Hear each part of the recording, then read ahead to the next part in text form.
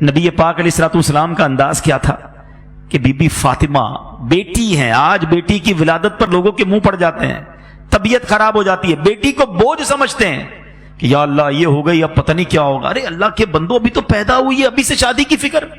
جس رب نے بیٹی دی ہے وہی انتظام کرے گا نا، وہ خالق ہے، وہ مالک ہے، وہ رازق ہے۔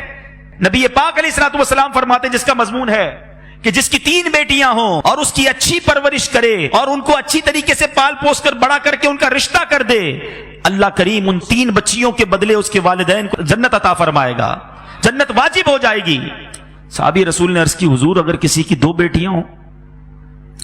اللہ کے حبیب فرماتے 2 بیٹیاں ہوں تب بھی جنت واجب ہو جائے گی۔ جب پہلی بار میں یہ حدیث پڑھ رہا تھا نا، میں سوچنے لگا میری تو 1 بیٹی ہے۔